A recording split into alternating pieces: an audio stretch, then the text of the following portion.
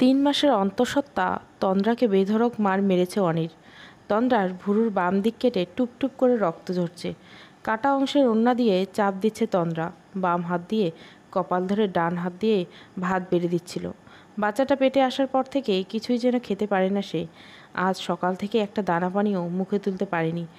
মুখে পানি দিলেই গড়গড়িয়ে বমি হচ্ছে তার। এদিকে দুপুরে রান্না করার সময় মাথা ঘুরে পড়ে যেতে নিলে কিছুক্ষণ বিশ্রাম করে সব রান্না নিজেই করেছে। টেবিলে এনে রেখে বিছানায় গা এলিয়ে দিতে ডাক পড়েছে শাশুড়ির। তাকে ভাত বেড়ে দিতে বলছে। আম্মা, শরীরটা ভালো লাগতেছে না, টেবিলে সব রাখা, পানিও দিয়ে আইছি, আপনি একটু ভাতটা বাইরে খান আজ। অনুনয়ে গলা বলেছিল তন্দ্রা, কিন্তু রাগে ক্ষোভে তার শাশুড়ি ভাত বেড়ে না খেয়ে সিঁড়ির ওখানে বসে আছে। তন্দ্রা জানেও না যে তার শাশুড়ি খায়নি। শরীরটা এতটাই দুর্বল, সে ঘুমিয়ে গিয়েছিল সাথে সাথে। রাত 10টার সময় তন্দ্রার স্বামী অনির অফিস থেকে ফিরে দেখতে পেল তার মা বাহিরে সিঁড়িতে একপাশে বসে কাঁদছে। তার পাশে বসে আছে পাশের ফ্ল্যাটের এক বয়স্ক মহিলা। দ্রুত পায়ে মায়ের কাছে এগিয়ে আসতেই সবটা শুনল অনির। তার মা ভাত চেয়েছে বলে অপমান করেছে তন্দ্রা। আরও অনেক কথা বলেছে। পাশের মহিলাটি সায় দিল। সেও কি শুনেছে তন্দ্রাকে চিল্লাফাল্লা করতে। যখন অনির ফিরেছে তন্দ্রা তখন শুয়েছিল।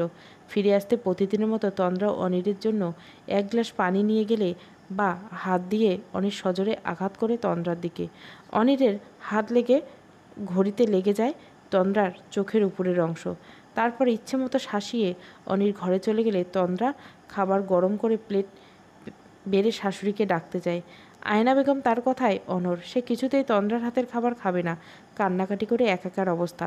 বারবার বলেছে তাকে বৃদ্ধাশ্রমে রেখে আসতে। এই মেয়ে তাকে সেবা যত্ন তো দূরে থাক, ভাত অবধি দিবে না। পাশের ফ্ল্যাটের সেই মহিলা আবার এসেছে। সে এসে তন্দ্রাকে বলল, টবর টবর চোখের পানি না ফেলাইয়া পায়ে ধরে মাপ চাও, তাই তো হয়? বউ মানুষের এত লাজ লজ্জা কিসের? শাশুড়ি মায়ের সমান, যাও মাপ চাও। তন্দ্রা কোনো সমাধান না পেয়ে তার শাশুড়ি পায়ে ধরে মাপ চাইল। এরপর ভদ্রমহিলা খাবার টেবিলে বসে ভাত খেলেন। রাতে কিছু খেতে পারলেন না তন্দ্রা। বাচ্চার কথা চিন্তা করে যতই খেতে ইচ্ছে হোক না কেন পারছে না। 1 গ্লাস গ্লুকোজের জল খেয়ে বিছানায় একপাশে গা এলিয়ে দিল তন্দ্রা। 2 বছরের সংসার তার। এ অবধি সুখের আবছায়া শুধু অন্ধকার রুমে সীমাবদ্ধ। রাতের অন্ধকারে ভালোবাসা ছড়িয়ে ছিটিয়ে একাকার হয়, কিন্তু ঘর আলো হলেই মানুষটা বদলে যায়। কপালের পাশে প্রচণ্ড ব্যথা করছে, তাই একটা ন্যাপা খেয়ে নিল তন্দ্রা। কারণ এই অবস্থায় কোনো ওষুধ যদি বাচ্চার ক্ষতি করে। অনিত তার পাশে শুয়ে সিগারেট টানছিল। সিগারেট শেষ হলে সে ফোন হাতে বাইরে চলে যায়। মিনিট 2 পর ফিরে আসে। প্রাথমিক চিকিৎসা করে তন্দ্রা চুপচাপ বসেছিল, একটুও শব্দ করেনি। কারণ ওর আগেও অনেকবার অনির ওর গায়ে হাত তুলেছে। প্রথম যেদিন হাত তুলেছে সেদিন ছিল তাদের বিয়ের 37তম দিন। বাবার বাড়ি থেকে ফিরে এসে তন্দ্রা সবুজ রঙের শাড়ি পরেছিল। বিয়ের রাতে অনেক দামি উপহারের সাথে এই শাড়ি উপহার পেয়েছিল তন্দ্রা। কিন্তু সেই শাড়ি অনির বোন আফসানার বেশ পছন্দ হয়। আফসানা অনেকদিন ব্যবহৃত শাড়ির সাথে এই শাড়ি বদলাতে চান, তন্দ্রা না করে দেয়।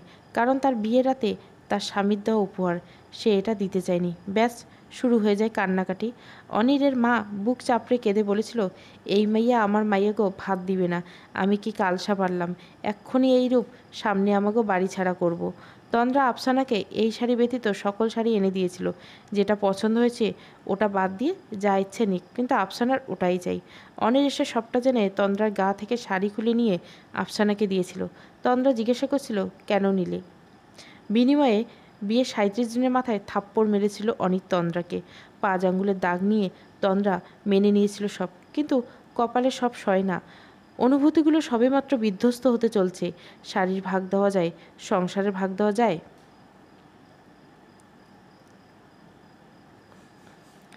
আপু, ইট দিয়ে পিঠে বাড়ি খেয়েছেন কখনো? স্বামীর বেল্টের আঘাত? ও, আপনার তো এখনো বিয়ে হয়নি। বিয়ের প্রায় 17 মাস পরের একটা ঘটনা।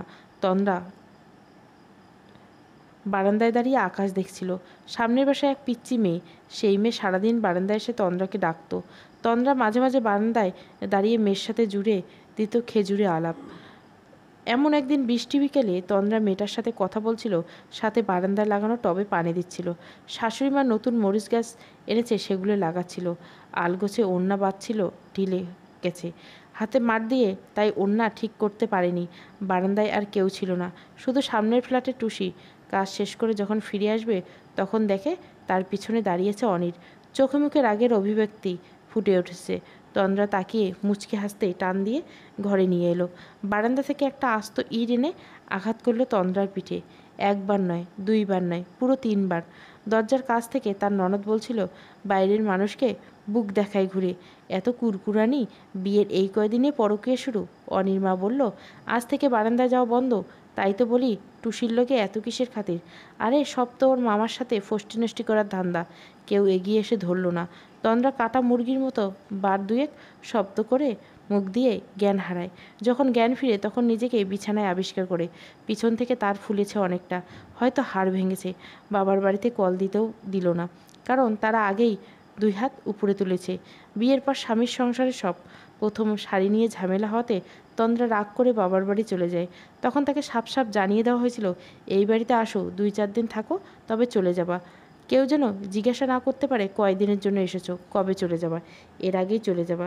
স্বামীর অধিকার আছে বউকে শাসন করা, আর একটু একটু মার ওসব ব্যাপার না। সকালে ঘুম থেকে উঠতেই শাশুড়ি আদেশ দিল যেন তার মেয়ের রুম জলদি গোছানো হয়, কারণ তার 7 মাস পোয়াতি মেয়ে আসবে আজ। তার সেবা যত্নের যেন কোনো ত্রুটি না থাকে। নাস্তা বানিয়ে তন্দ্রা নিজ হাতে সব গুছিয়ে রাখলো। দুপুরে রান্না করে আজ আগ বাড়িয়ে নিজে খেতে বসেছে। হোক 2-1 দিন অনিয়ম। শুকনো মরিচ পোড়া দিয়ে একটু তেঁতুল মেখে দিয়ে খাচ্ছে। ঠিক তখনই অনির্বন এবং জামাই এলো। তাদের আপ্যায়ন করতে করতে হয়তো সবাই ভুলেই গেছে মেয়েটাও পোয়াতি। দুপুরে খাওয়ার পর তন্দ্রাকে তার ননদ তার স্বামী বিশ্রাম নিতে বললেন, কারণ সেও গর্ভবতী। প্রতি উত্তরে তার শাশুড়ি বললেন, এখনকার সব পোলাপাইন পেট কেটে বের কেন করতে হয় জানো? এই যে এই সারাক্ষণ শুয়ে বসে সময় কাটায় বলে। যদি একটু খেটে খাটে খায় তাহলে ব্যায়াম হয় আর বাচ্চাও সুস্থ রাখে। মা, আপনার মেয়ে তো এক সময় পার করেছে, আপনি তো আজ তাকে হাতে তুলে খাইয়ে দিলেন। এই যে বিদ্যুৎ নেই, বাতাস করছেন, আর ভাবিকে বলছেন এই গরমে রান্নাঘরের কাজ করতে। বিষয়টা আপনি বলুন। মেয়ে আমার কয় মাস পর আসছে, এই সময় একটু সেবা যত্ন না করলে চলবে? তোমাদের বাড়িতে কি বসে খায়? নিশ্চয় না, নিজের কাজ নিজেই করে। এখানে তো একটু আরাম করবে। মুচকি হেসে 2 পাশে মাথা দুলায় আফসানার স্বামী শিশির। এরপর বলল, আপনার মেয়েকে তো তার পার্সোনাল ডক্টর বেড রেস্ট দিয়েছিল। সে হেঁটে গিয়ে আমার বৃদ্ধ মাকে ওষুধ অবধি দেয়নি, তো নিজের কাজ কি করবে? এই কথায় আফসানা বেশ ক্ষেপে যায়। উপস্থিত তো স্বাভাবিকভাবে পাল্টে যাচ্ছিল। এদিকে তন্দ্রা জানে এসবের জন্য দায়ী তাকেই করা হবে, হলেও তাই। অনির বাড়ি আসতে না আসতে তার কাছে বিচার দিল। গম গম চোখে অনির তন্দ্রার দিকে তাকিয়ে বলল, ভেতরে যাও। ওমা, কি কথা? আফসানা একটু কাবাব খেতে চেয়েছে তোর বউয়ের হাতে। এতটুকু বুঝে আমার মেয়ের জন্য তোর বউ করতে পারবে না, এজন্য। কথা শেষ করবার পূর্বে অনির তন্দ্রাকে রান্নাঘরে চলে যেতে বলে। পুরো সময় নীরব দর্শকের মতো চেয়েছিল শিশির। এই জন্য কথায় কথায় মানুষ বলে, আমার ছেলেটা আর মানুষ হইল না, সারাদিন বউয়ের আঁচল ধরে রাখে। শালা হারামি একটা, না হইল বউয়ের কাপড় শুকাতে নিয়ে যায়, আর এদিকে আমার মেয়ের জামাই সোনার টুকরো ছেলে। কপাল কইরে জামাই পাইছি, যা বলে আমার মেয়ে তাই শুনে। বিকালবেলা এই সময়টা তার মায়ের সাথে কথা বলেছে তন্দ্রা। বাবা মা বেঁচে আছেন। নিয়ম করে পুরো দিনে এইটুকু সময় বড্ড শান্তি পায় তন্দ্রা। তন্দ্রা খাইছো? হ্যাঁ মা। শরীরটা কেমন আছে? ভালো মা। জামাই কি এখনও মারধর করে? না মা। প্রতিদিন কেন জিজ্ঞাসা করো? মা গো, তোমার গালে ওই থাপ্পড়ের দাগ আমি ভুলবার পারি না। না মা, এখন আর মারে না। ডিম দুধ কিছু কিছু খাইও, না খাইলে বাচ্চার পুষ্টি আসবো কই থেকে? আমারও ইচ্ছে হয় তোমারে আমার কাছে আইনে রাখি, কিন্তু তোমার ছোট ভাবির 8 মাস চলে, তারাই নিয়ে পারি না, সারাদিন পিছ পিছ ঘুরে। সে তার বাপের বাড়িও যাবে না, তার তো আবার মা নাই। মায়ের আদর আমার কাছ থেকে পোষায় নাই। তোমারে আনলে আবার তার ভাগের সময় কম পড়বে, সে কান্নাকাটি করব। এই শেষ সময় কি আর এসব করা যায়? তার চেয়ে আল্লাহ ভালোই ভালোই কিছু দিলে তারপর তোমারে আনবো, তখন সে আর বাচ্চা নিয়েই ব্যস্ত থাকবে। সমস্যা নেই মা, আমি এখানেই ঠিক আছি। আর তাছাড়া এ সময়ে আমাকে ওই বাড়ি থেকে ছাড়বে না তোমার মনে হয়? শোনো মা, শ্বশুরঘরে বউ মানুষের গাছের শিকড় মতো। শিকড় দিয়ে যেমন গাছ যেমন মাটিকে আঁকড়ে ধরে, তেমন করে মাটি কামড়ে থাকতে হয়। ধৈর্য ধরো, সব ঠিক হয়ে যাবে। মায়ের শেষ কথাটা তন্দ্রার কানে বাজছে। কথা শেষ করে ফোন রেখে সে জানলার ধারে দাঁড়িয়ে ডান হাতের বৃষ্টির পানি স্পর্শ করে গুনগুনিয়ে গান গায় হুমায়ুন আহমেদের গান। ঘর খুলিয়া বাহির হইয়া জ্যোৎস্না ধরতে যাই, হাত ভর্তি চাঁদের আলো ধরতে গেলে নাই। হাত ইশারায় ডাকে কিন্তু মুখে বলে না, আমার কাছে আইলে বন্ধু আমারই পাইবে না। আপন মনে হেসে উঠে তন্দ্রা বলল, আর এই শ্বশুর ঘরে মাটিতে যদি 2 ভাগ হয়ে যায় তখন শিকড় কোথায় ফেলবে গো মা? কার মাটি কামড়ে ধরব? জানলাটা ক্যাচ ক্যাচ শব্দ করে পাল্লা খুলছে। ঘরটিতে তন্দ্রার স্বামী অনির রাতকিয়ে ব্যস্ত কোনো মেয়ের সাথে। দেখে গা গুলিয়ে উঠছে তন্দ্রার। তার স্বামী তবে সত্যি পরকীয়া আসক্ত? চোখের সামনে আদিম খেলায় মত্ত মানবের অনুভূতি যখন উচ্চ পর্যায়ে, কিন্তু 3 মাসে অন্তঃসত্ত্বা তন্দ্রা কোনো রকম নিজেকে সামলে বেরিয়ে এলো কমলাপুর রেল স্টেশনের পাশের এক বাসা থেকে। কিছুটা এগিয়ে এসে এক টঙের দোকানের পাশে বসে তন্দ্রা। হাত পা চলছে না। বুড়ো মহিলা দোকান চালে। কে জানে সে কি বুঝলো। এগিয়ে এলো এক গ্লাস পানি হাতে। তন্দ্রাকে তুলে ধরে পাশের বেঞ্চিতে বসিয়ে দিল। তার হাত মুখে পানি দিয়ে বলল, এই গরমে কেউ হাত মুছা পাও মুজা পড়েলো, এই নি তো চান্দি ফাইডে মরতো। ধরো পানি খাও। তন্দ্রার কানে তখন আশেপাশের কোনো কথাই যাচ্ছে না। তার চোখের সামনে শুধু বেঁচে উঠছে স্বামী অন্য নারীর সাথে আদিম নগ্নতায় দৃশ্য। পানি মুখে দেখে গড়গড়িয়ে বমি করলো তন্দ্রা। ততক্ষণে মহিলাটি তাকে বাতাস করছে। নিজেকে সামলে তন্দ্রা শুধু বলল, আমাকে একটা রিক্সা দেখে দিবেন প্লিজ। মহিলাটি রিক্সা ডেকে আনতে তন্দ্রা উঠে বসলো। মহিলার হাতে শখানেক টাকার নোট গুঁজে দিতেই রিক্সা চালানোর জন্য অনুরোধ করে তন্দ্রা। তাদের বিয়ে 2 বছর চলছে। কিছুক্ষণ আগ অবধি সব স্বপ্নের মতন ছিল, কিন্তু এখন সব দুঃস্বপ্ন। আগত ভবিষ্যৎ দেখে ভয়ে শিউরে উঠল তন্দ্রা। রিক্সা নিয়ে সে সরাসরি নিজের বাবার বাসায় চলে যায়। মা ভাবিরা প্রশ্ন করলে কোনো জবাব দেয়নি। বিয়ের আগে তার জন্য যে ঘরটা ছিল এতক্ষণ কোথায় ছিল জানতে চাইলে তন্দ্রা কোনো জবাব দেয়নি। রুমে প্রবেশ করে জানলা বন্ধ করে বিছানায় গা এলিয়ে দিয়েছিল। কয়েকদিন যাবৎ অনির পরিবর্তন লক্ষ্য করেছিল, কিন্তু কিছু বলেনি। বিশেষ করে নতুন প্রজেক্টের কাছে সেদিন খুলনা গেল। তার 10 পর থেকে এমন পরিবর্তন। ভেবেছিল হয়তো কাজের জন্য এমন, কিন্তু আজ সকালের দেখা মেসেজ তার ধারণা পাল্টে দেয়। নিজেকে ভুল প্রমাণ করার জন্য সে বারবার প্রার্থনা করেছিল, কিন্তু সত্যের তিক্ততার মুখোমুখি তাকে হতেই হয়। নীলিমা পাশ থেকে উঠে একটা সিগারেট ধরায় অনির। সিগারেটের স্বাদটা আজ বড্ড পানসে লাগছে। তার পাশে উপুর হয়ে ঘুমিয়েছে নীলিমা। নীলিমা নীলিমা নীলিমা তার জন্য একটা রহস্যের নাম নীলিমা। সাদা মসৃণ পিঠে ছড়িয়ে আছে চুল। হালকা ব্রাউন চুলের কারণে তাকে আরও বেশি আকর্ষণীয় লাগছে। ফোন হাতে নিয়ে অনি দেখল দুপুর 2টা বাজে। নিশ্চয় তন্দ্রা অপেক্ষা করছে তার জন্য। বেচারা ওকে ছাড়া খেতে বসে না। ওর খাওয়ার খবর নেওয়ার পর সে খাবার খায়, কিন্তু আজ তন্দ্রার ফোন বারবার ট্রাই করেও বন্ধ পাচ্ছে সে। বিকেলবেলা ঘুম থেকে উঠে গোসল সেরে বাইরে এলো তন্দ্রা। তার মা এখন তার ছোট ভাইয়ের বউকে মাথায় তেল দিয়ে দিচ্ছে। বেশি বেশি করে তেল দিয়ে বেনি করে গুছিয়ে রাখে যে তার পুত্রবধূ, অথচ সে কি একবার খেয়াল করে দেখেছে তার মেয়ের মাথার চুল যে খুব রুক্ষ? বড় ভাবি তন্দ্রাকে ভাত দিলেও মা এখনো আসেনি। খাওয়া শেষ হওয়ার আগে তার বড় ভাই পাশে এসে বসেছে। তনু, কেমন আছিস? ভাইয়ের দিকে তাকিয়ে মুচকি হাসে তন্দ্রা। তারপর মাথা দুলিয়ে বলল, ভালো আছি। অনির কেমন আছে? তোর শাশুড়ি? সংসার চলছে?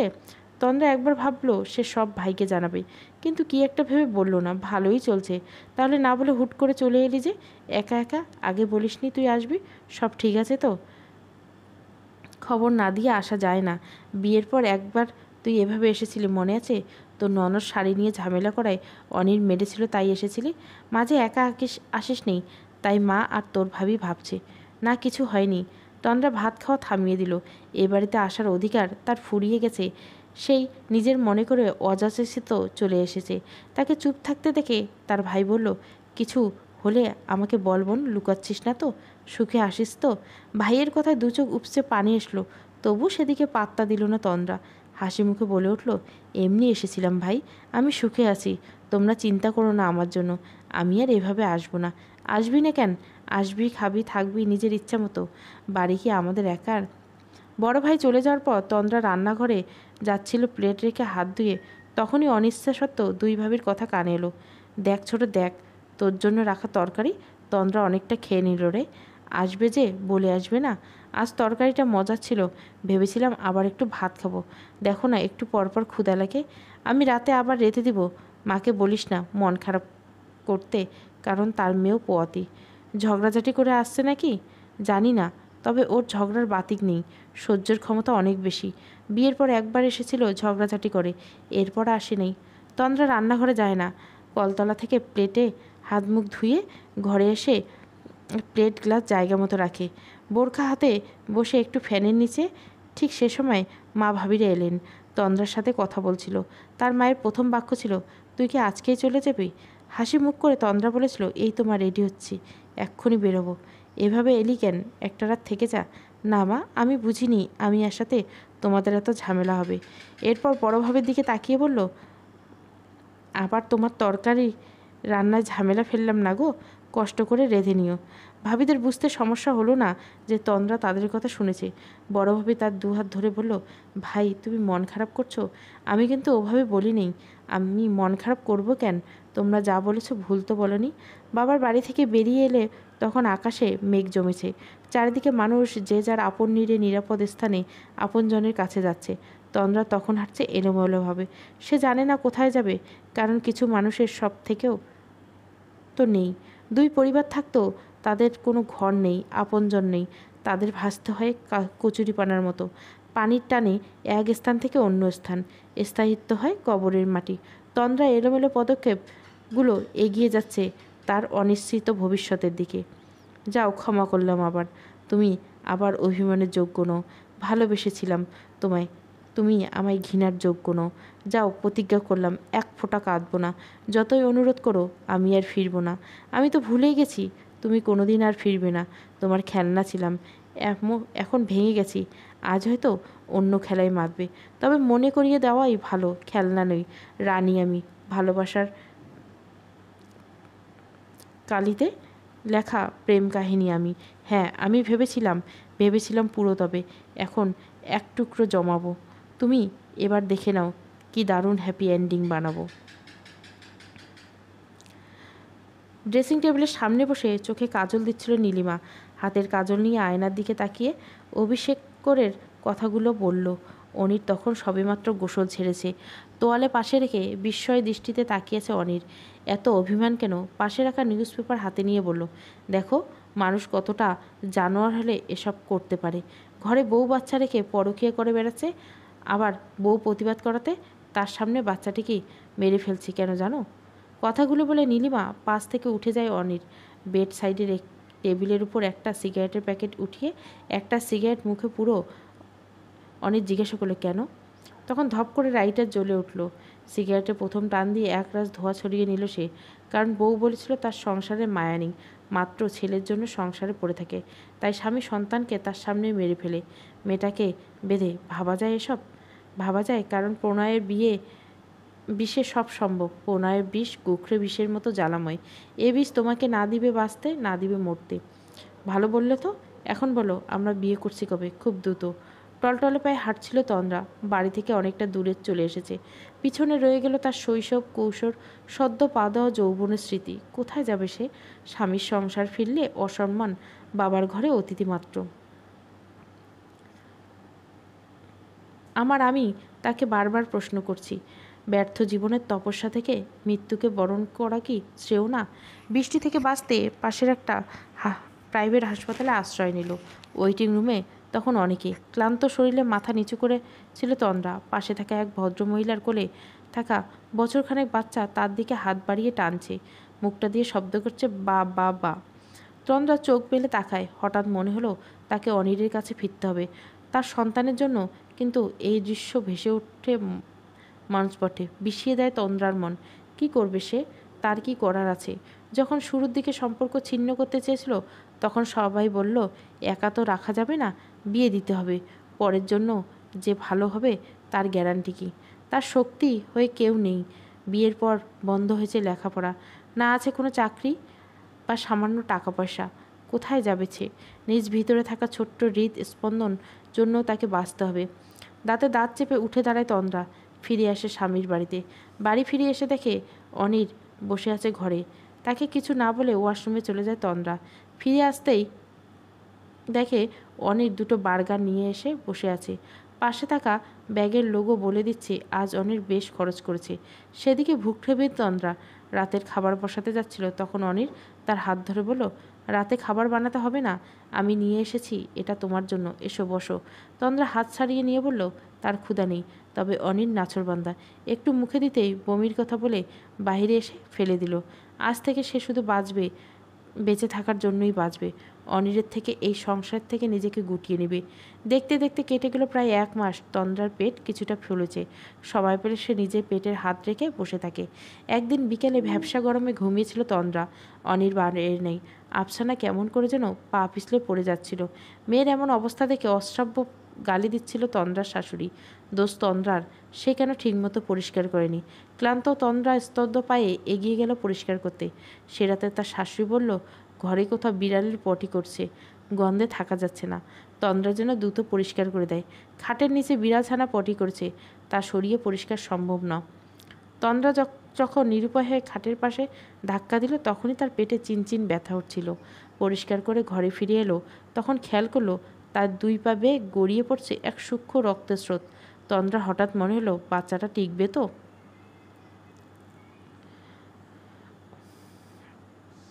অনির বাসায় ফিরছে। তন্দ্রা তখন নিজের ঘরে পেট চেপে বসে আছে। সালোয়ার ভেদ করে রক্ত তখন উঁকে দিচ্ছে। 5 মাসের পেট নিয়ে তন্দ্রা চোখ মুখ কালো করে বসে আছে। অনির তন্দ্রাকে দেখে ভয় পেয়ে যায়। কাছাকাছি আসতে তন্দ্রা তার হাতে অনিরের বুকের শার্ট খামচে ধরে বলল, আমার বাচ্চা। অনির দিকবিদিক শূন্য হয়ে তন্দ্রাকে তার বোরখায় আবৃত্ত করে নেয়। কোলে তুলতে পারে না। ইদানিং ওজনের জন্য নয়, ইদানিং অনিরের শরীরে ব্যথা বাসা বেঁধেছে। তবুও শক্ত হাতে তন্দ্রাকে তুলে বেরিয়ে যায় বাসা থেকে। রিস্কায় আসার সময় তন্দ্রা অনিরের কাঁধে মাথা রেখে যখন মুচ্ছা যাচ্ছিল, তখন অনির বারবার তাকে সান্ত্বনা দিচ্ছিল। তুমি প্লিজ শান্ত হও, কিচ্ছু হবে না, আমি আছি, কিচ্ছু হবে না বাবু, তুমি স্বাভাবিকভাবে শ্বাস নিতে থাকো। তন্দ্রা নিজেকে ছাড়িয়ে নিতে বলল, একটা উপকার করবে? উপকার কেন বলছো? বলো, করবে কি না বলো। ডক্টর বলবে যদি আমার সন্তান না বাঁচে, তাহলে যেন আমাকেও বাঁচিয়ে না রাখে, কিছু করে আমাকে যেন মেরে ফেলো। এমন কথা বলছো কেন? তন্দ্রা কোনো জবাব দিতে পারে নাই। তার ভীষণ কষ্ট হচ্ছিল। ডাক্তারের কাছে পৌঁছে সে খুব কষ্ট করে নিজেকে জাগিয়ে রেখেছে। সে পরীক্ষা নিরীক্ষা করার পর ডাক্তার জানলো সৃষ্টিকর্তার কৃপায় বাচ্চা ভালো আছে, তবে তন্দ্রা ভীষণ দুর্বল। শরীরে পুষ্টির অভাবে শুধু তাই নয়, তন্দ্রা ঠিক মতন সেবা যত্ন প্রয়োজন। নির্দিষ্ট সময়ের পর তাকে পুষ্টিকর খাবার দেওয়া উচিত। রাতে তন্দ্রাকে হাসপাতালে রাখালো। ডাক্তার তাকে পুরো বেড রেস্ট দিয়েছিলেন, কারণ গর্ভকালীন নানান জটিলতায় ভুগছেন তন্দ্রা। অনেক তন্দ্রার জন্য কেবিন নিয়েছিল। পুরো রাত সে 2 চোখের পাতা এক করতে পারেনি। তন্দ্রাকে ছাড়া সে নিজের জীবন ভাবতেই পারে না। তার জীবনের অন্যতম উপহার তন্দ্রা। যখন সে অল্প পয়সা চাকরি করত, তখন সেই অল্প পয়সা দিয়ে সংসার চালিয়ে নেওয়া মেয়ে তন্দ্রা। টাকা হাতে না থাকলে যার উপর মানসিক রাগ ক্ষোভ প্রকাশ করে অনির, অথচ মেয়েটা একটু পরেই পানির গ্লাস হাতে নিয়ে এসে দাঁড়ায় সেই তন্দ্রা। মেয়েটা ঘুমিয়ে আছে, চোখের নিচে কালি পড়েছে, গালের হাড়গুলো স্পষ্ট। এতটা শুকিয়েছে অনির স্পষ্ট বুঝতে পারছিল, এক বিছানায় পাশাপাশি ঘুমালে স্বামীর দায়িত্ব পালন করা যায় না। তন্দ্রা তখন গভীর ঘুমে আচ্ছন্ন হয়ে আছে। তখন অনির দৃষ্টি শুধু তন্দ্রাতে। 37তম কল দিল নীলিমা অনির ফোনে। অনির ফোন তুলছে না। আজ তার সাথে সামান্য কথা কাটাকাটি হয়েছে অফিস সংক্রান্ত কাজে। নীলিমা এলাকার নতুন প্রজেক্ট শুরু করেছে অনিরের কোম্পানিতে। সম্পূর্ণ দায়িত্ব অনিরের ছিল। কাজ শেষ করার পর নতুন অফিসে দায়িত্বে রয়েছে নীলিমা। এই প্রজেক্টের কাজ করার সময়তে আলাপ, তারপর ধীরে ধীরে প্রেম। অনির কখনো নিজের পরিবার বা বন্ধু সম্পর্কে তাকে কিছুই বলেনি। নীলিমা এখন কার থেকে খবর নেবে? রাত যেন কাটছেই না। সকাল হতে অফিস থেকে অনিরের ঠিকানা জোগাড় করে নীলিমা। প্রায় বেলা 11টার দিকে সে ঠিকমতো পৌঁছে যায়। অনির তন্দ্রাকে নিয়ে তখন সবেমাত্র বাসায় ফিরছে। বাসায় গেটের সামনে তাদের দেখা হলো। অনির নীলিমার সাথে স্বাভাবিক ব্যবহার করলে তন্দ্রা নিজেকে গুটিয়ে নিল। মেয়েটার কথা এটা স্পষ্ট বুঝতে পারছিল যে নীলিম নামের মেয়েটা হয়তো জানেই না অনির বিবাহিত। জীবনটা নাটকের চেয়েও নাটকীয় মন নেয়। অনির জানেই না তন্দ্রা সবটা জানে। নীলিমা জানেই না তন্দ্রাকে, আবার তন্দ্রা সবটা জেনেও বড্ড অসহায়। ড্রয়িং রুমে বসে আছে নীলিমা। অনিরকে হাজারখানেক প্রশ্ন করছিল। তন্দ্রা তখন মনে মনে এক ভয়ঙ্কর সিদ্ধান্ত নিল। নীলিমাকে বাসায় দেখে অনির ভীষণ চমকে উঠল, প্রকাশ করেনি। এখানে নীলিমা অপ্রত্যাশিত ছিল না। তাছাড়া তন্দ্রাকে কি বলে পরিচয় করিয়ে দিবে? যত দ্রুত সম্ভব হয়েছে অফিসের বাহানা দিয়ে নীলিমাকে নিয়ে বেরিয়ে এসেছে অনির। তন্দ্রার নাকে বিন্দু বিন্দু ঘাম ঝরেছে। গভীর ঘুমে তলিয়ে যাওয়ার পূর্বে সে নীলিমার ফোনে মেসেজ করে দেখা করার জন্য। অনিরের ফোন থেকে নাম্বার পেয়েছে সে। আগামীকাল সকালে দেখা হবে তাদের। অনিরের বাসায় থাকা মেয়েটা তাকে কি বলবে ধারণা না থাকায় নীলিমা উৎসুক মনে অপেক্ষা করতে থাকে তন্দ্রার জন্য। ক্যাফেতে বসে তন্দ্রা যখন তার আর অনির সম্পর্কে সবটা বলে, তাকে ফিরে যেতে বলল, তখন নীলিমা অসহায় কণ্ঠে তন্দ্রাকে বলল, আমার কি দোষ? আমি কোথায় যাব? আমি যে ওকেই ভালোবাসি। আমার মন, সম্মান, দেহ সব ওর হাতেই তুলে দিয়েছি। আমাকে সরে যেতে বললে আমার মৃত্যু ব্যতীত কোনো পথ থাকবে না। আমাদের সমাজে মেয়েদের সঠিক বয়স হচ্ছে অনার্স ভর্তির পরপর। মেয়ে যদি লেখাপড়া করতে চায় তবে বলা হয় আরও পড়তে চাই। তখন পরিবার থেকে বলা হয় বিয়ে শাদির পর লেখাপড়া করাই যায়, আর পাত্রপক্ষ পড়াবে। ছেলের পরিবার পড়াতে রাজি থাকলে বিয়েতে সমস্যা কী? মেয়ে তখন কিছু বলার থাকে না, কারণ ছেলেপক্ষ পড়াতে রাজি। বিয়ের পর সেই ছেলের বাড়ি থেকে পড়াতে চাইলে বাবা বাড়ি থেকে কিছু বলে না। তখন তারা বলবে বাচ্চা কাচ্চা পড়ানোর মতো যথেষ্ট জ্ঞান আছে, এবার মন দিয়ে সংসার করো, নিজেরটা বুঝে নাও। লেখাপড়া করে কি জজ ব্যারিস্টার হবা, না সরকারি চাকরি করবা? সংসার করো, সংসারে মন দাও। তন্দ্রার ক্ষেত্রে একই ঘটেছিল। অনার্স দ্বিতীয় বর্ষের পড়াকালীন সময় বিয়ে হয়েছিল। ইচ্ছে ছিল অনার্স শেষ করে বিয়ে করবে, কিন্তু পরিবার বলল ছেলে বিয়ের পর লেখাপড়া করাবে। কিন্তু বিয়ের দুদিন কলেজ যাওয়ার পর সেদিকে যেতে পারেনি তন্দ্রা। নানান জটিলতা ছিল। কখনো আফসানা এসেছিল পরিবার নিয়ে, আবার কখনো শাশুড়ি অসুস্থ থাকতেন। ভালো বউ, ভালো স্ত্রী, ভালো ভাবি হতে হতে সে নিজের অস্তিত্ব কখন হারিয়ে ফেলেছে তন্দ্রা নিজেও জানে না। খুব আশা নিয়ে তন্দ্রা নীলিমার কাছে এসেছিল। ভেবেছিল নীলিমা তার মতন এতটা অসহায় নয়। সে শিক্ষিত, স্বাবলম্বী, চাকরিজীবী নারী। তন্দ্রার মতো গলগ্রহ নয়। সে চাইলে এই অবৈধ সম্পর্ক থেকে বেরিয়ে আসতে পারবে এবং তন্দ্রাকে বৈধ সম্পর্কে টিকে থাকতে সাহায্য করবে। কিন্তু সে ভুল ছিল। নীলিমা অনিরের থেকে সরে যাবে না। এতক্ষণে হয়তো অনির জেনেছে নীলিমার সাথে তন্দ্রার দেখা হয়েছে। অনিলের লুকোচুরি এবার হয়তো শেষ হবে। তন্দ্রা হয়তো সে ত্যাগ করবে। তার বাবার বাড়ি থেকেই তাকে ঠাঁই দিবে, নাকি বলবে একটু মানিয়ে নাও, সংসারে এমন ঠোকাঠুকি হয়, একটু মানিয়ে নাও। নীলিমার দু চোখ রক্তিম রূপ নিয়েছে। বেসিনের সামনে দাঁড়িয়ে সে বারবার চোখে মুখে ঝাপটা দিচ্ছে। এত বড় ভুল, এত বড় ভুল না পাপ, সে কিভাবে করতে পারলো? তার কি উচিত ছিল না অনির সম্পর্কে খোঁজ নেওয়া? রাগে ক্ষোভে তার মাথার শিরা উপশিরা ফুলে যাচ্ছে। বেডরুমে মৃদু শব্দে বাজছিল রবীন্দ্রসঙ্গীত। যেতে যেতে একলা পথে নিভেছে মোর বাতি। অনির সাথে নীলিমার প্রথম দেখা হয় প্রজেক্টের কাজে। সেখানে কাজ করার সময় কখন যে তার প্রতি দুর্বল হয়েছিল সে নিজেও জানে না। সেবার অনির যখন ঢাকায় ফিরেছিল তখন সে অনুভব করেছিল অনিরের প্রতি তার দুর্বলতা। অনির এদিকে কাজ সামলে যখন 7 দিন পর ফিরেছিল তখন নিজের মনের কথা নীলিমাকে অকপটে স্বীকার করে অনিরের সামনে। অনির মুচকি এসে সায় দেয়, কিন্তু কখনো মনে হয়নি অনির বিবাহিত, তার পরিবার রয়েছে। দুজন প্রাপ্তবয়স্ক মানুষের প্রেমের শারীরিক সম্পর্ক খুব স্বাভাবিক। দুজনের সম্মতি ছিল। নীলিমা কেন তাকে সামলে নেয়নি? এখন কি করবে সে? আজ সে মেয়েটাকে এসেছিল, তাকে সে দেখেছে অনিরের বাসায়। মেয়েটি মা হতে চলছে, কিন্তু অনির কিভাবে একসাথে দুজনকে ঠকাতে পারল? তন্দ্রার ভাই এসেছে তাকে দেখতে। সে আজ জেনেছে তাদের বোন অসুস্থ। এই লোক বাবা মায়ের থেকে আলাদা। রাজনৈতিক নেতাদের সাথে তার উঠবোস। তন্দ্রা তার একমাত্র বোন, ক্ষমতাসীন এই ব্যক্তি অনিরের কিছু করে ফেলা 2 মিনিটের ব্যাপার। তাছাড়া অনিরের মা শুনছে সে নাকি কুখ্যাত মানুষের সাথে চলাফেরা করে। অনির তন্দ্রাকে মারধর করে যখন প্রথম জেনেছিল, এসে হুমকি দিয়েছিল অনিরকে সরাসরি দাফন করে ফেলবে। এই লোকটা যদি জানতে পারে খাট টান দিয়ে তার বোনকে এই অবস্থা, তাহলে কি করবে? আর তন্দ্রা যদি বলে, মনে মনে আল্লাহকে ডাকছিল অনিরের মা। তাকে তদবির করার জন্য অনিরের মা নিজে হাতে চা বানিয়ে এনেছে। বারবার লোক দেখানো হলেও তন্দ্রার খেয়াল রাখার চেষ্টা করছে। সেদিকে তোয়াক্কা না করে তন্দ্রার মেজো ভাই সরাসরি প্রশ্ন করলো, এমনটা কেন হয়েছে? তন্দ্রা ভাইয়ের পাশে এসে বলল, ভাই হঠাৎ করে এমন হলো, আমি তোকে নিতে এসেছি। ঘুম? তুমি আমার সাথে চলো। তুই নিজের খেয়াল একটুও রাখিস না ভাই। কিন্তু দেখ, প্রথম সন্তান বাবার বাড়িতে হয়, যেমন তোর ননদের সাথে। তন্দ্রার ভাইয়ের কথা শুনলে অনিরের মা বলল, ও মা, এ কি কথা? বউ যাইব কেন? তোমার সাথে গেলে বুঝি বাপের বাড়ি যাওয়া হইব? তুমি তো আলাদা থাকো। মা, ওই মা চিন্তা কইরেন না। আমার স্ত্রী একজন ডক্টর, সে তন্দ্রার খেয়াল রাখতে পারে। কিন্তু অনির অনুমতির জন্য অপেক্ষা করেনি তন্দ্রা। তন্দ্রা যেন হাঁসফাঁস করছিল এ বাড়ি থেকে বেরিয়ে যেতে। মেজো ভাই যেন তার জন্য স্বর্গের দূত।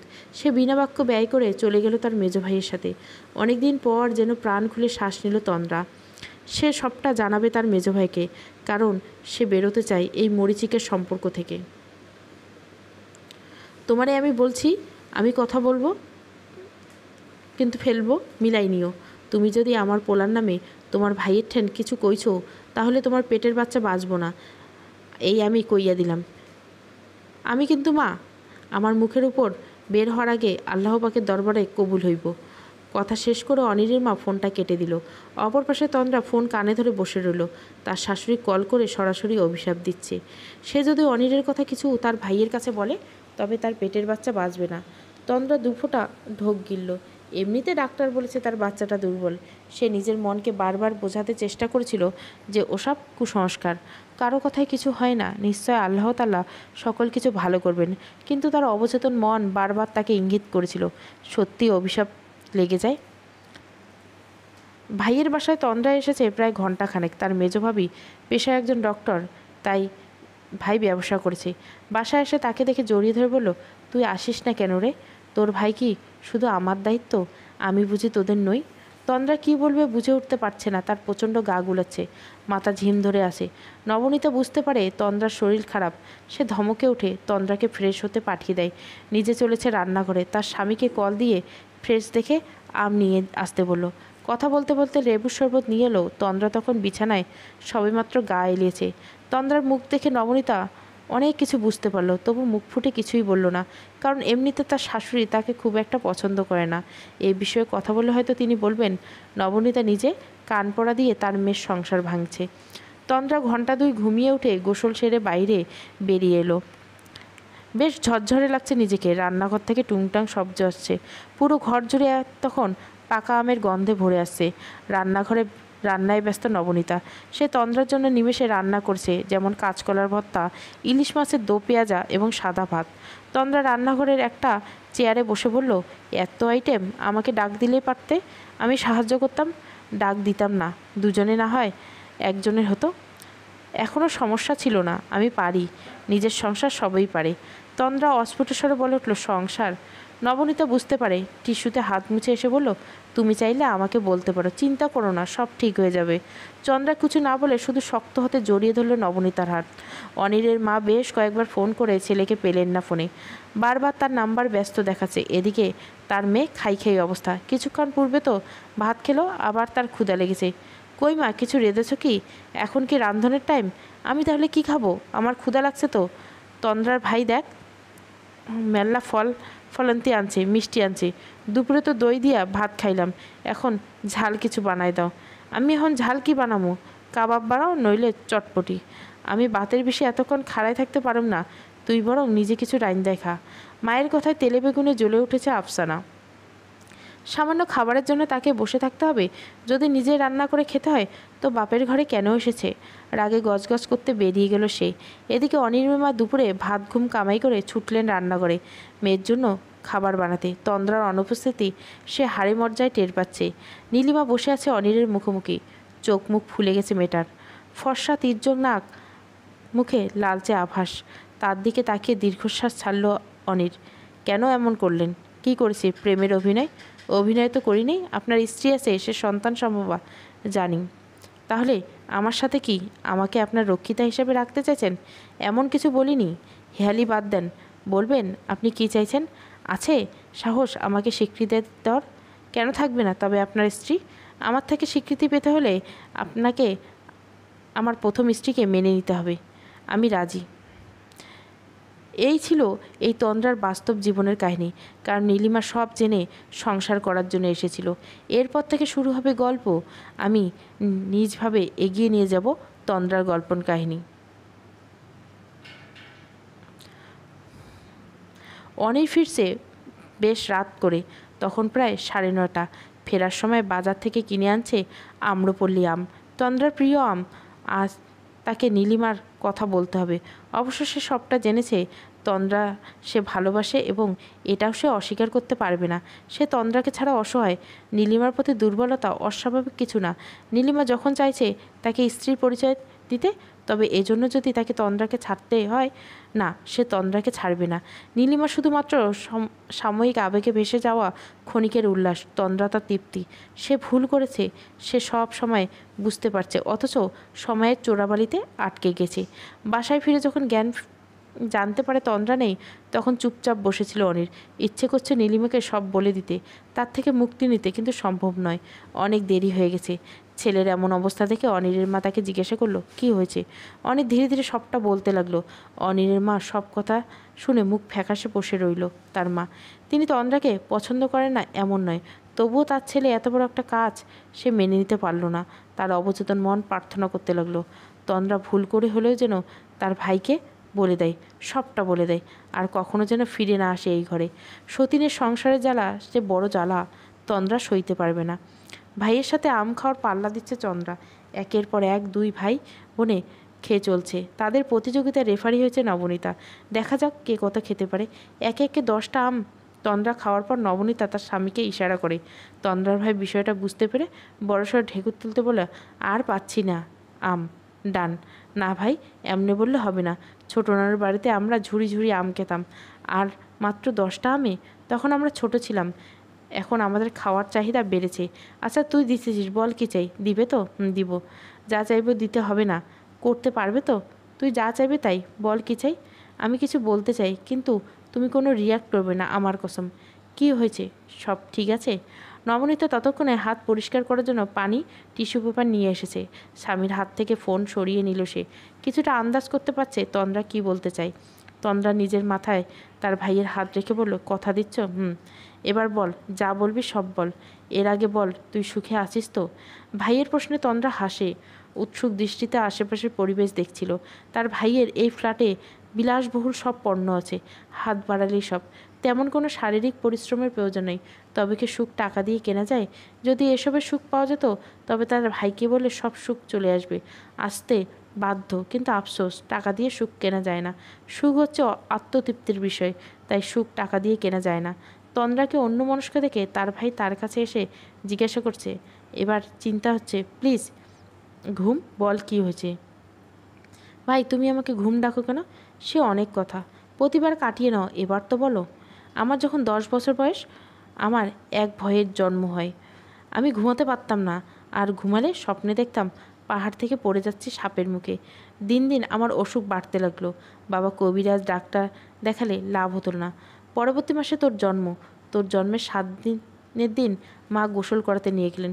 তুই তখন ঘরে একা, মায়ের সাথে নানিও গেছেন। হঠাৎ তুই কান্না শুরু করলি। আমি, মিয়া ভাই তোকে শান্ত করায় মরিয়া হয়ে উঠি, কিন্তু কিছুতেই হচ্ছিলি না।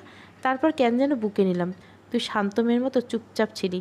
তোকে নিয়ে বসে থাকতে থাকতে আমার ঘুম চলে আসলো, এই জন্য আমি তোকে ঘুম ডাকি।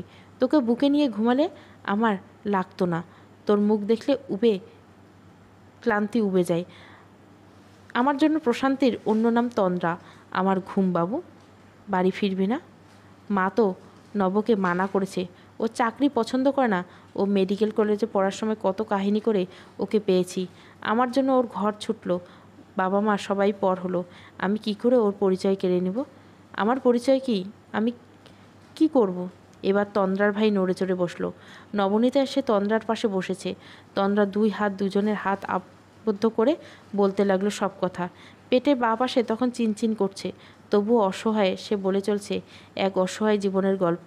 তার গল্প। এই শিক্ষিত সমাজকে বুড়ো আঙ্গুল দেখিয়ে বলে চলেছে তার মায়ের অবহেলা, ছোট ভাবি রান্নার তরকারি, শাশুড়ির ঘরের বিড়ালের পটি, ননদের কাবাব এবং স্বামীর গল্প। তন্দ্রার ভাই শুনে রাগে ক্ষোভে বার দুয়েক দেওয়ালে আঘাত করলেন। নবনীতা স্বামীকে সামলানোর জন্য এগিয়ে গেলেন। যখন তন্দ্রার ভাই বেরিয়ে যাচ্ছিল বাসা থেকে, তন্দ্রা ক্রন্দনরত অবস্থায় বলল, ভাই আমার কসম লাগে তুমি যাবে না।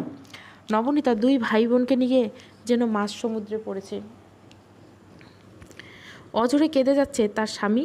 ননদ কাঁদতে কাঁদতে হিচকে তুলছে। কতটা অসহায় হলে পুরুষ মানুষ কাঁদে। কাঁদে যখন তার অতি প্রিয় মুখ কষ্টে থাকে। সে মুখে আষাঢ় মাসের মেঘ জমে। মা বাবাকে সবটা জানালে তন্দ্রার ভাই তার কথা সে আর ফিরতে দিবে না তার বোনকে।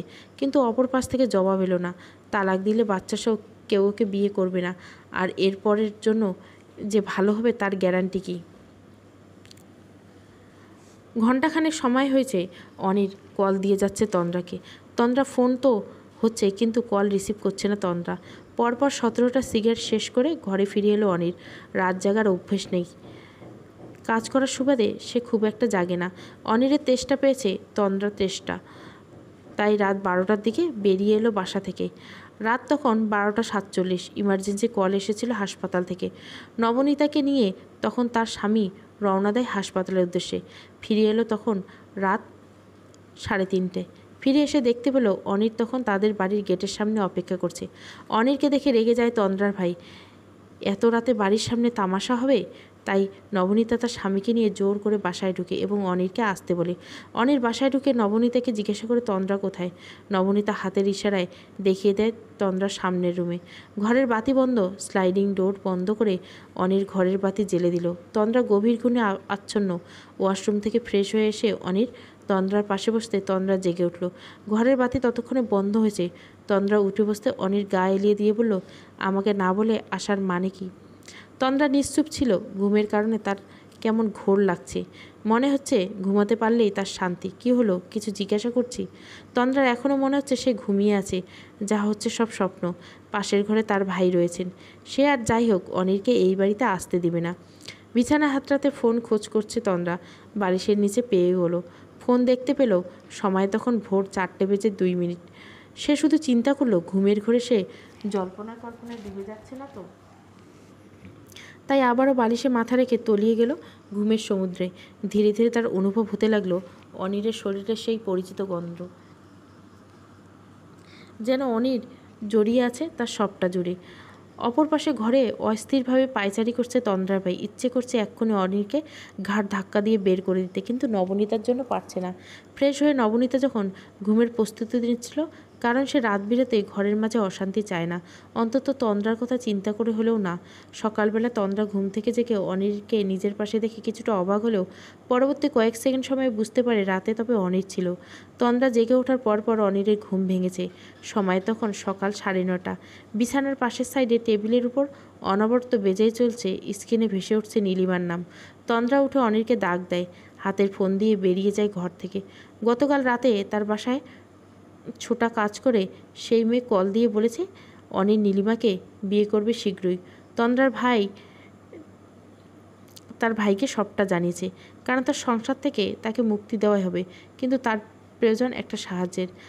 তার একাডেমিক শিক্ষাগত যোগ্যতা নেই যে সে যখন তখন একটা চাকরি পাবে। তাকে জায়গা দেওয়ার মতো মাথায় একটু ছায়া হওয়ার জন্য পরিবার নেই।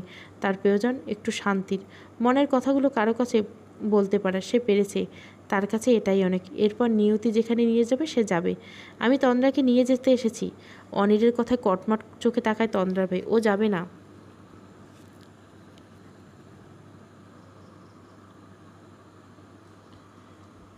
আমি আমার স্ত্রীকে নিয়ে যেতে এসেছি। আপনার বাসায় ও আছে, তাই আপনার কাছে বলছি। তন্দ্রাকে আমি দিব না। খবর পেয়েছি তুমি নতুন বিয়ে করছো। অনির কোনো জবাব দেয় না, চুপচাপ বসে রইল। রান্নাঘরে নবনীতা প্রেশার কুকার থেকে তখন সিটি বাজাচ্ছে। হয়তো সে ডাল চড়িয়েছে। অনিরের মনোযোগ কয়েক মুহূর্তের জন্য সরে গিয়েছিল। ফিরে এলো তন্দ্রার ভাইয়ের কাছে। তাহলে তন্দ্রাকে তোমার তালাক দিতে হবে। আমি তন্দ্রাকে ছাড়তে চাই না। এ কথা পরকীয়ার করার আগে মনে রাখা উচিত ছিল আমার বোনের গায়ে হাত তোলার আগে। আপনি আপনার স্ত্রীকে নিয়ে আলাদা রয়েছেন। আপনি বুঝবেন না আপনার স্ত্রী এবং মায়ের মধ্যে রেষারেষি। তুমি যা জানো না তা নিয়ে কথা বলবে না। আপনার আরও 2 ভাই আছে।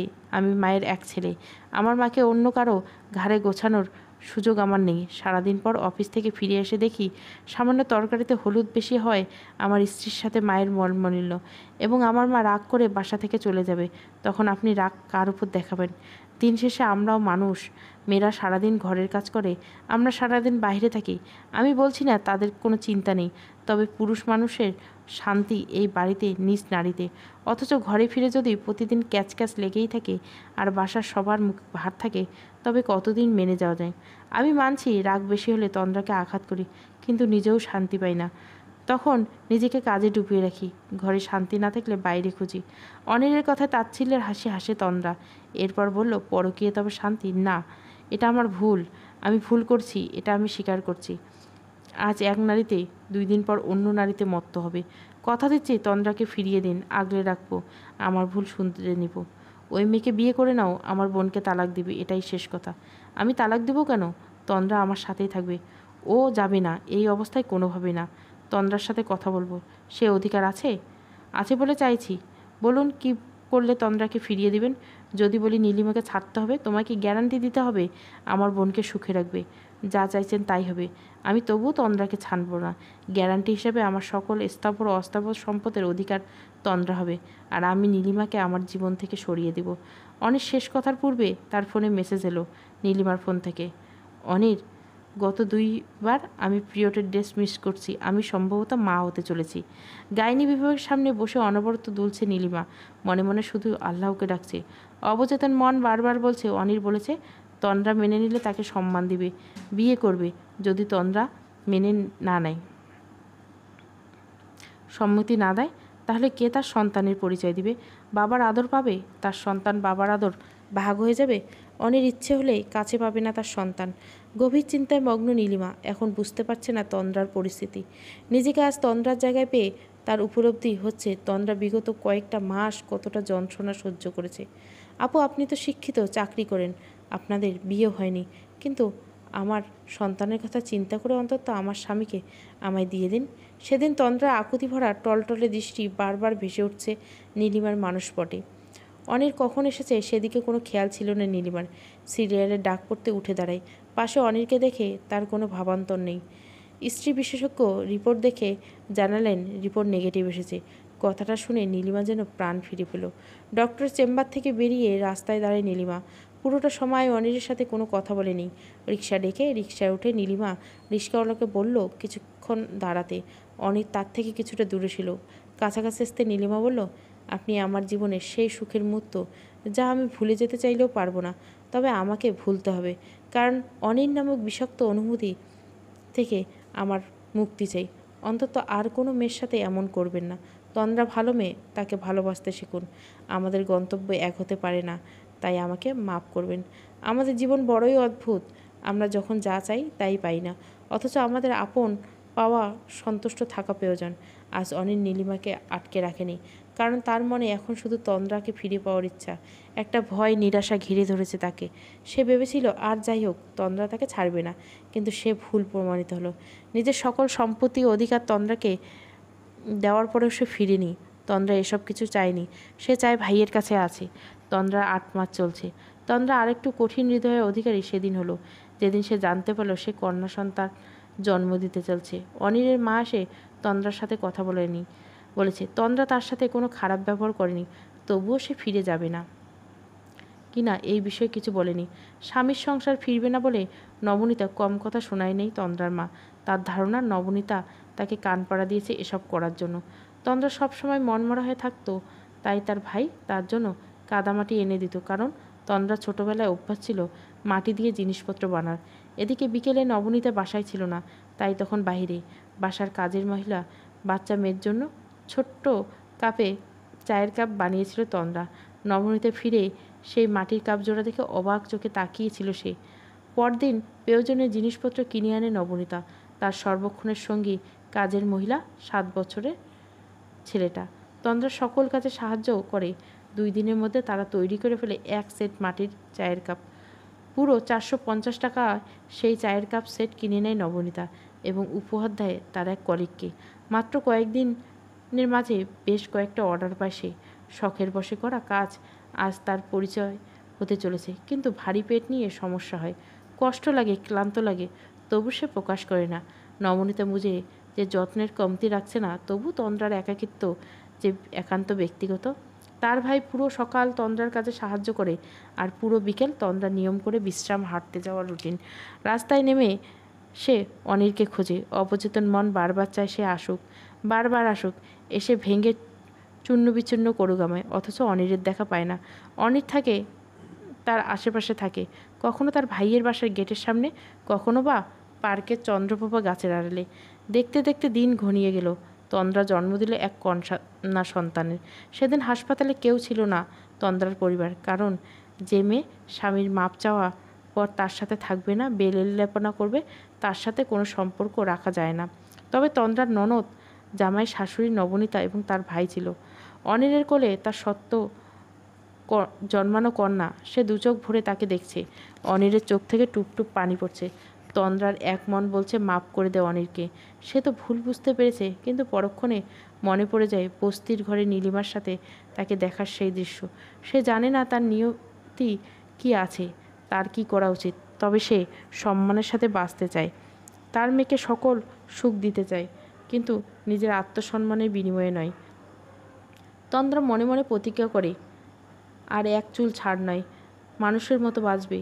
মেয়েকে মাইয়া মানুষ নয়, মানুষ হিসাবে গড়ে তুলবে। সমাপ্ত। বিধ্বস্ত অনুভূতি। গল্পটা ভালো লাগলে অবশ্যই লাইক, শেয়ার এবং সাবস্ক্রাইব করবেন। আপনাদের একটা প্রশ্ন, তন্দ্রার জায়গায় যদি আপনারা থাকতেন তো কী করতেন?